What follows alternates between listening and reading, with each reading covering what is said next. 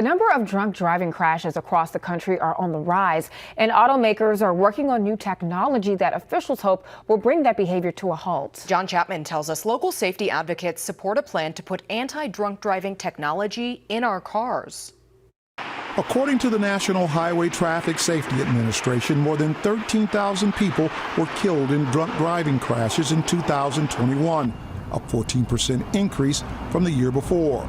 Deadly drunk driving crashes touch every state in the country. In Nebraska specifically, year to date, the latest figures had alcohol-related fatalities at roughly 78 for the state of Nebraska. So you're talking about over a third of the fatalities on our roads involve alcohol. Congress passed a law 2 years ago that calls for car makers to install anti-drunk driving sensors in new cars.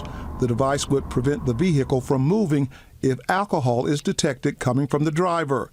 John Loeffler is the executive director of the Nebraska Safety Council. He says the idea of putting alcohol sensors in cars is a step in the right direction. So while I do believe that it is important and definitely commendable of the auto industry to consider the idea of putting in these sensors in the vehicles, I think you have to still back up a couple of steps. And really our goal and our focus is dealing with the behavior and the decision making prior to somebody getting in their vehicle. If you're drinking, you shouldn't be driving. But many people believe, just like when seatbelts were required, there will be pushback on the idea of alcohol sensors. Well, I think anytime you have something that is being introduced that an individual could interpret as an infringement on their personal freedom, you're going to have pushback. You can make the argument about personal freedoms, but I think it's more important to think about how it affects those around you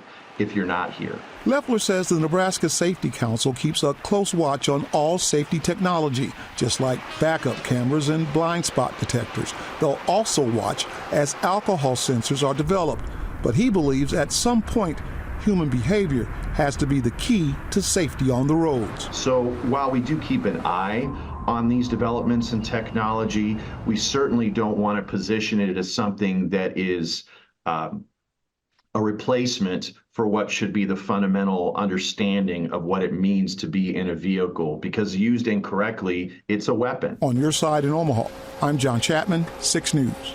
The law passed by Congress requires automakers to install anti-drunk driving technology in new cars by 2026.